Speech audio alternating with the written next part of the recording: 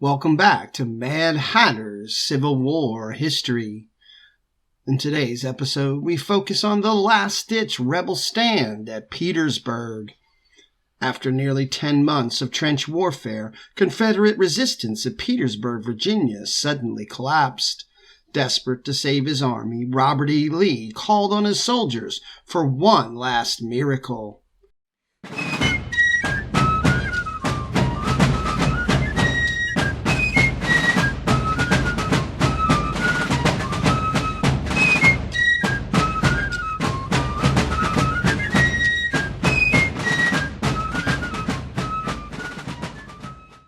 After more than 9 months of squalid trench warfare around the beleaguered southern city of Petersburg, Virginia, the spring of 1865 found Confederate General Robert E. Lee and his 44,000-man Army of Northern Virginia facing an overwhelming enemy force of 128,000 troops, commanded by the indomitable Lieutenant General Ulysses S. Grant.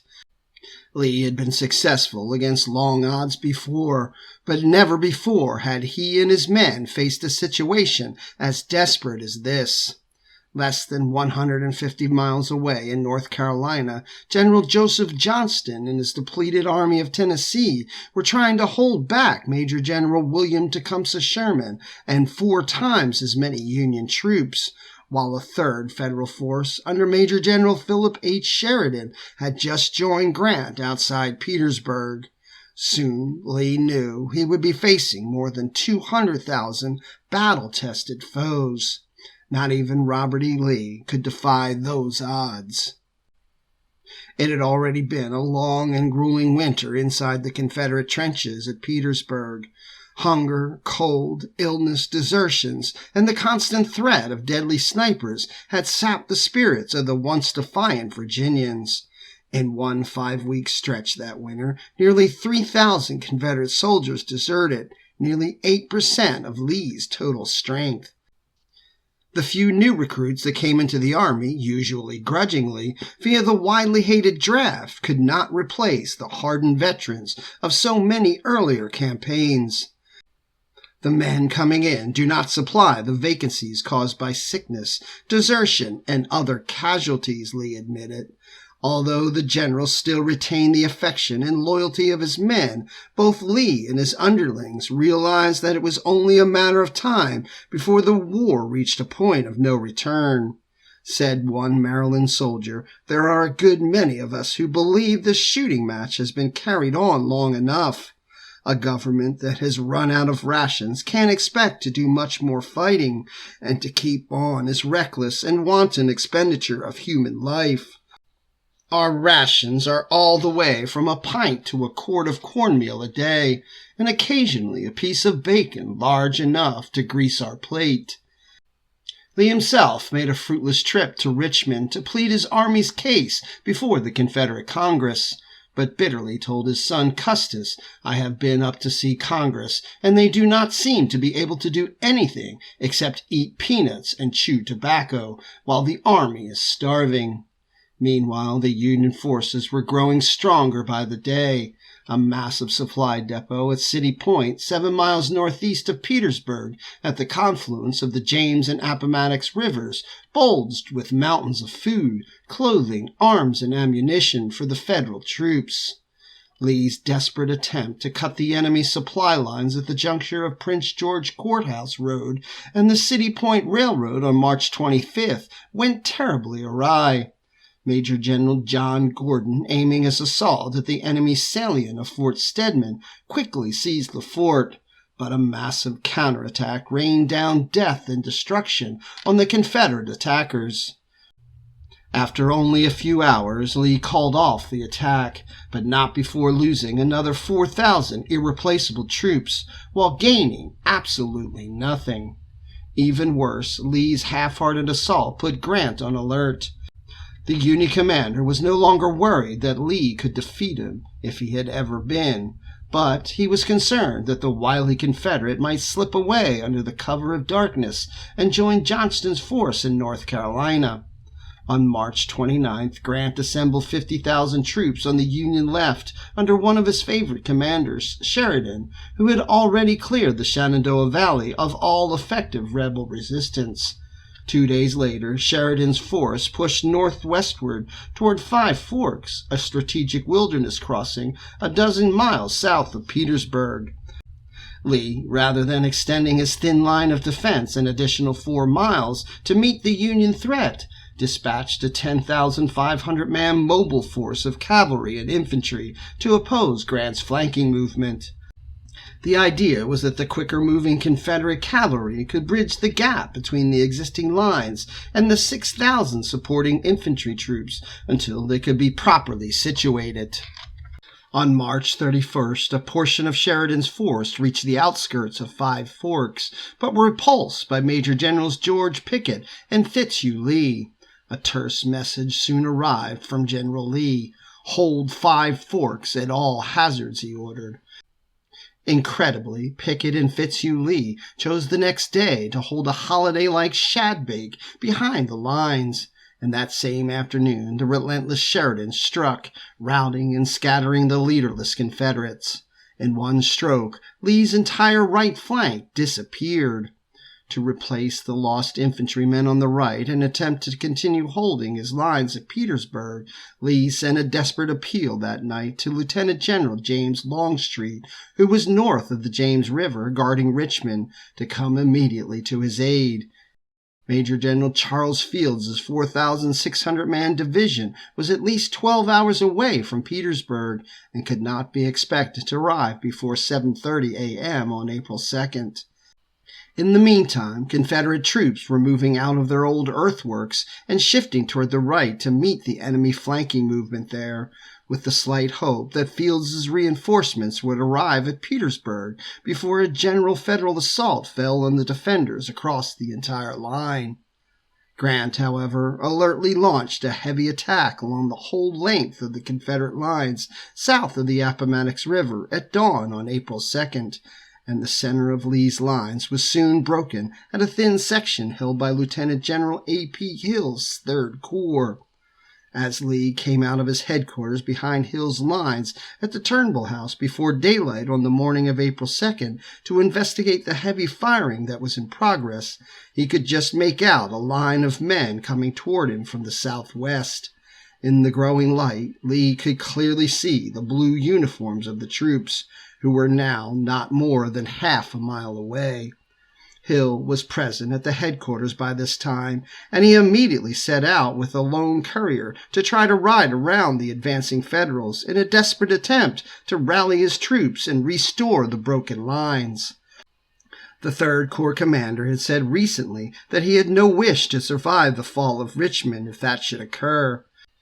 His wish was soon fulfilled, as Hill was killed instantly when knocked from his horse by a shot through the heart.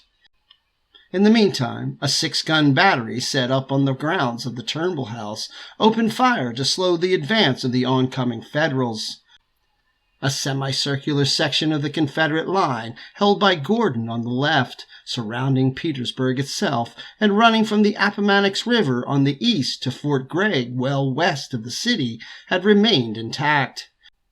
The only chance to buy sufficient time for an evacuation of the major portion of Lee's army that night required that the Federals be kept out of the 1.5-mile wide gap in the lines on the west, until Fields' approaching division could be brought into place about noon to establish an effective inner line of defense.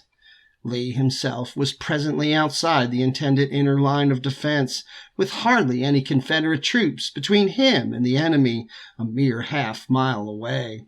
Undaunted, Lee took time to go back into his headquarters and rapidly complete his dressing, including the usual step of strapping on a dress sword with his full uniform. Reluctant to leave even then, Lee took personal charge of the guns. Later, a Federal officer reported, "As we advanced over rolling and open country, a rebel battery opened on our left. Several times, as it was forced to change positions by the fire of the 1st Maine, we noticed a fine-looking old officer on a gray horse, who seemed to be directing its movements. At length the guns went into battery again on a hill near a large house, and their presence became more annoying than ever. By common consent, the 3 brigades attempted to charge the hill, but the canister fire was so hot that the first attack was a failure. Later, I asked a mortally wounded artillery officer left behind what battery it was. Pogues, North Carolina, he said, and then I asked who was the officer on the gray horse. General Robert E. Lee, sir, and he was the last man to leave those guns. Lee remained so long at the front that he eventually had to ride away at a gallop on his beloved traveler under heavy artillery fire. A shell burst so near the little band of retreating riders that the horse of one of his staff officers was killed. This caused Lee to rapidly jerk his head to one side, as he sometimes did when angry, and glare over his right shoulder toward the source of the fire as he rode along. Some shells also passed through the just-abandoned Turnbull house, setting it on fire, and soon leaving only 4 tall chimneys standing where the headquarters had been. As he rode through a thin inner line that was beginning to form across the open western end of the earthworks, Lee was cheered by his men as enthusiastically as he had been when he rode into the opening around the Chancellorsville house following Stonewall Jackson's flank attack at Chancellorsville almost 2 years earlier. Before leaving the Turnbull house, Lee found time to send a telegram to the War Department in Richmond stating, "I advise that all preparations be made for leaving Richmond tonight." This dispatch was delivered to President Jefferson Davis, who was attending Sunday morning service at St. Paul's Church. After receiving the message, Davis got up quietly, left the church, and prepared for the evacuation of Richmond that night. The army had achieved so much for Lee that even now he must have wondered if there might be one more miracle left. In a way there was, for otherwise the troops would never have been able to get away from Petersburg. Relief came in the form of 2 small earthworks under construction just beyond the south end of an open area where it was hoped that an inner line could be established and held. Fort Gregg and Fort Baldwin, also called Battery Whitworth for its nearness to the Whitworth House, were about a quarter-mile apart and mutually supporting. The works were occupied by Brigadier General Nathaniel Harris's Mississippi Brigade, which was part of Major General William Mahone's division of Hill's 3rd Corps. This brigade had been one of the first reinforcement units to be thrown into the broken Muleshoe salient at Spotsylvania 10 months earlier. During that battle, Lee had been riding beside Harris at the head of his column when a solid artillery shot passed under Traveler's raised forefeet as the rearing horse pawed in the air. Soldiers of the brigade called out, "Go back, General Lee! For God's sakes, go back!" Completely composed, he said, "If you will promise to drive those people from our works, I will go back." The troops shouted their promise and then made good on it with the assistance of an Alabama brigade from Mahone's division that arrived shortly thereafter. Harris's brigade consisted of the battle-thin remnants of 4 Mississippi regiments, the 12th, 16th, 19th, and 48th, which numbered about 400 men in total, not even enough for one good-sized regiment. The brigade was augmented in the Gregg and Baldwin redoubts by 100 North Carolinians who had been cut off from Major General Cottamus Wilcox's division of Hill's Corps when the left of Wilcox's line had collapsed during the Petersburg breakthrough. Harris put just under half of those troops in Fort Gregg, 214 men, including portions of the 12th and 16th Mississippi and the remnants of Brigadier General James Lane's North Carolina Brigade, along with 2 rifle cannons, one manned by the famed Washington Artillery of New Orleans and the other by the 4th Maryland Battery. Harris took the rest of the men, about 286, including most of the 19th and 48th Mississippi, and 3 guns from the Washington Artillery with him to Fort Baldwin, which lay just north of Fort Gregg, and had a field of fire of 1.25 miles to cover, running all the way to Appomattox River on the north. Fort Gregg was a square earthwork with a water-filled ditch around the 3 sides of its steeply sloped walls. On the north side, the building of a trench and an elevated parapet to connect Fort Baldwin had only just begun, and this unfinished section gave a narrow access into Fort Gregg. Likewise, there was an opening in the side of Fort Baldwin to accommodate the planned connecting entrenchment. Thus, each fort depended somewhat on the sweeping cannon fire of its neighbor to prevent enemy forces from entering through its open side. Also, there was no ditch along the unfinished side of the Gregg garrison. Before Harris left Fort Gregg about noon, he shouted out Lee's orders over the roar of an ongoing cannonade. "Men," he told them, "the salvation of the army is in your keep. Don't surrender this fort. If you can hold out for 2 hours, Longstreet will be up." As he left the fort, after placing Lieutenant Colonel James Duncan of the 16th Mississippi in charge, he heard someone shout out behind him, "Tell them we will not give up." That was the second promise to Lee that the Mississippians would honor in every respect.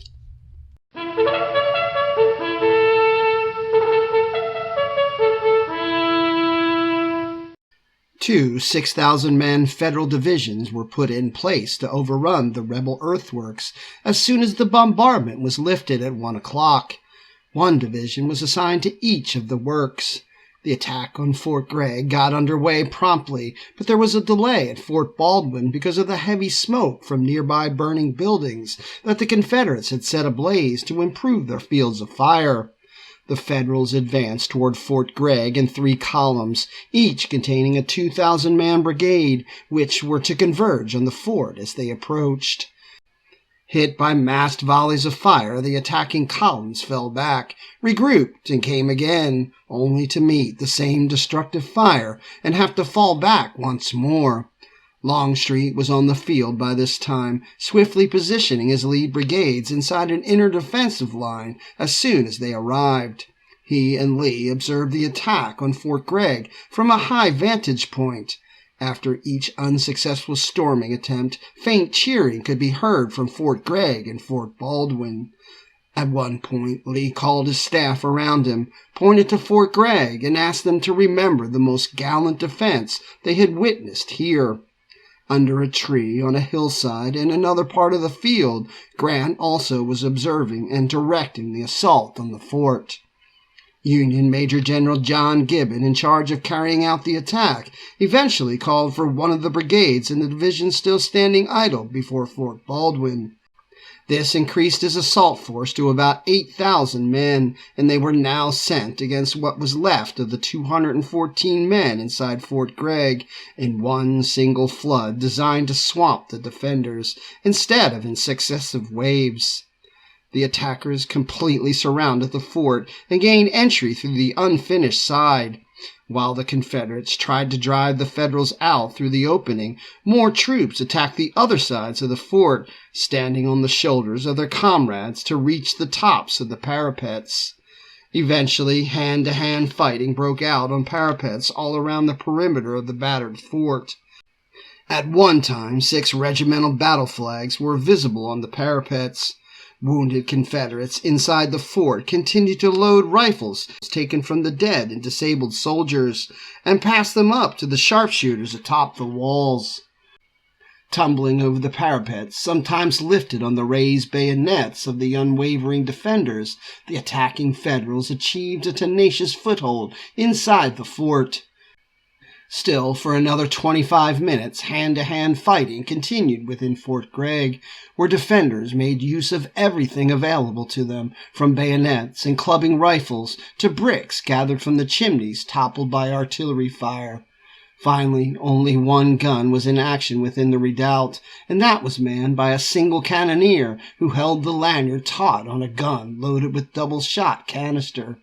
Told to drop the lanyard or shoot, the gunner yanked on the lanyard and shouted, "Shoot and be damned," whereupon he was riddled with bullets and fell dead across the smoking gun. A similar incident had occurred on May 3, 1863, during the Second Battle of Fredericksburg, when the last gunner of the Washington artillery fired point-blank at surrounding attackers. The unit's well-earned reputation was not harmed by their work on April 2, 1865.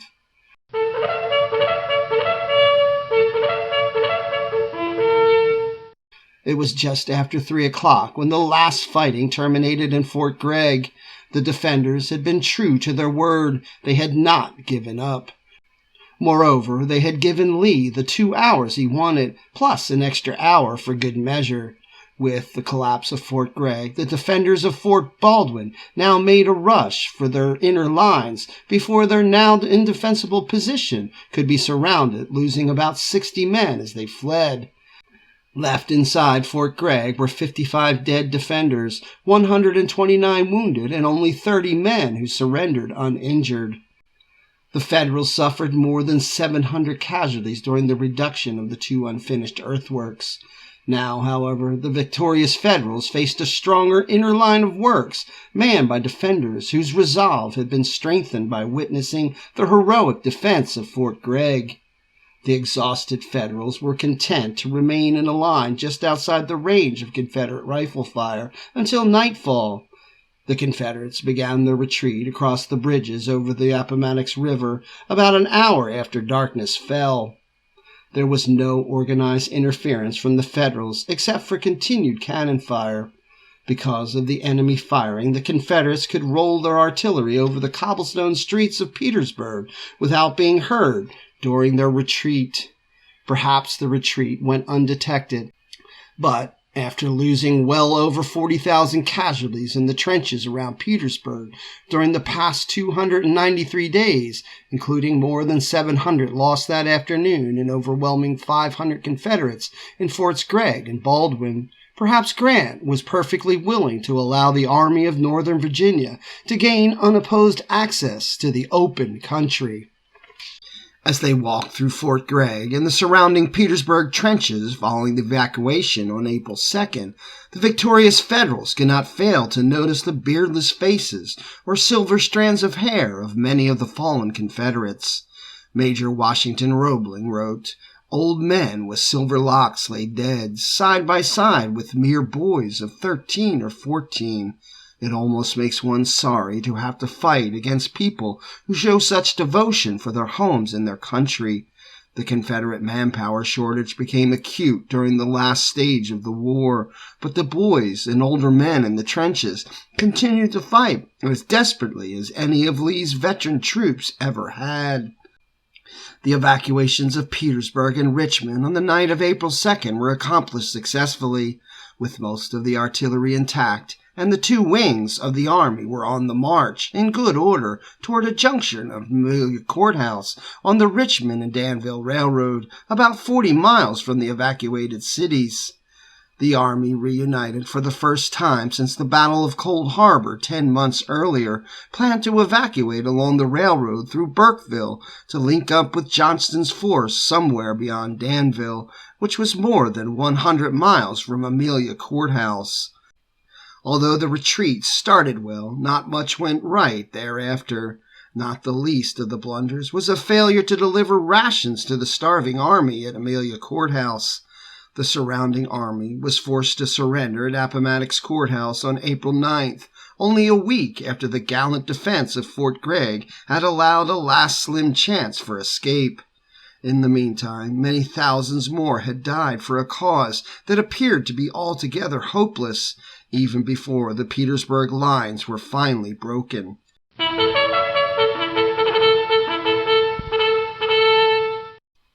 Still, the defense of Fort Gregg was not without benefit, over and above providing an example of conspicuous gallantry in pursuit of a near-hopeless cause that ranks alongside an armed resistance in modern or ancient times, including the Spartans' defense of Thermopylae.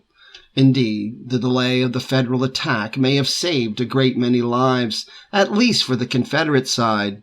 As it turned out, the defense presented an opportunity to draw the army together and allow Lee to make a collective and reasoned decision regarding the surrender of what was left of his once great army. Even after a week of hard marching, with hardly any food, with his army totally surrounded by a vastly superior force, Lee found the decision so agonizing that when contemplating surrender, he was heard to remark, "How easy I could be rid of this, and be at rest. I have only to ride along the lines, and all will be over." He must have been thinking about A.P. Hill's recent death as he said this. Then, after some reflection, Lee added, "But it is our duty to live. What will become of the women and children of the South if we are not here to protect them?" Some 28,356 paroled Confederate troops returned home from Appomattox. Many of these men might have been shot down one by one in the streets of Petersburg if the stout defense of Fort Gregg had not stalled the Federals' advance until the Confederates could retreat across the Appomattox bridges. Lee's life may well have been one of those saved by the orderly evacuation, because it is difficult to imagine that he would have peacefully surrendered with troops still actively engaged in the field. To believe otherwise goes against a considerable body of evidence on Lee's behavior under fire. His taking charge of the cannons on the morning his lines were broken at Petersburg is but one example of the commander's steadfastness in battle. Lee's troops were equally dedicated, some giving their lives at Fort Gregg so that others would have an avenue of retreat. In that way, at least, they did not die in vain. It's your history. Learn it, know it, love it. Like and follow so you don't miss any of the exciting episodes from Mad Hatter's Civil War history.